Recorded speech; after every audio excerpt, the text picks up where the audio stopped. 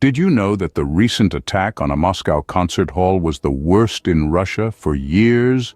More than 100 people lost their lives as gunmen stormed the complex, only days after President Vladimir Putin began his fifth term of office.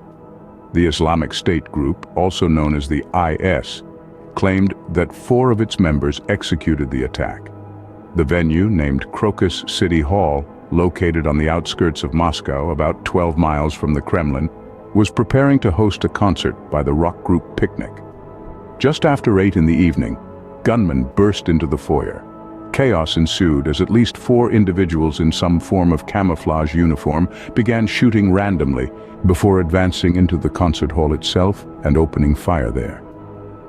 Inside the auditorium, guests rushed towards the stage as they realized shots were being fired. A woman who was present recounted her experience. She saw a person in the stalls with a sidearm and heard the cracks of gunfire. She sought cover behind a loudspeaker. At some point, the concert hall caught fire. Flames later engulfed the facade, while glass on the top 2 floors of the 7-story building blew out. Russia's investigative committee stated that the terrorists used a flammable liquid to set the concert hall's premises ablaze, where spectators, including wounded, were located.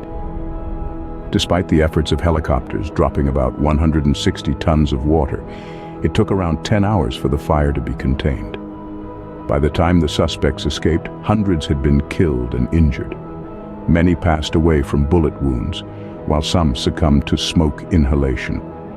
The members of the band Picnic, however, were unharmed. More than 6,000 Russians had flocked to the retail and concert complex for the event. The death toll has been rising steadily. By Saturday afternoon, at least 133 had been confirmed dead.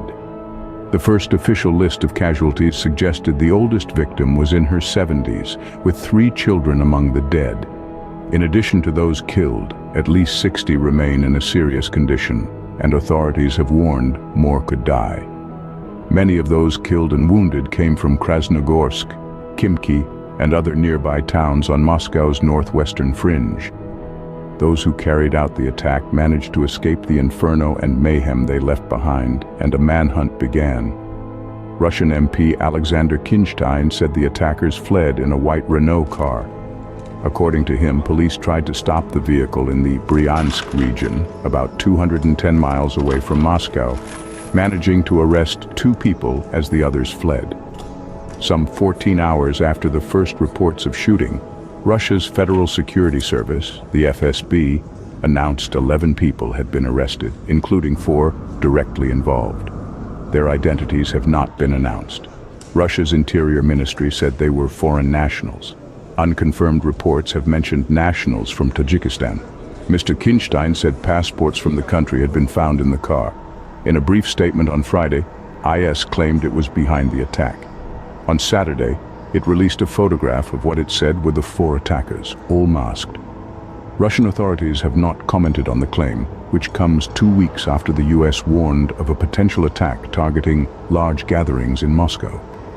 Russian officials have complained that the US intelligence lacked specific detail. And last week, President Vladimir Putin said, "Recent provocative statements by a number of official Western structures about the possibility of terrorist attacks in Russia." So, to summarize, a horrifying attack took place at a Moscow concert hall, resulting in over 100 deaths. The IS claimed responsibility for the attack, and despite warnings from the US, Russian officials felt that the US intelligence lacked specific detail. This incident has sparked international concern and highlights the importance of global cooperation in combating terrorism.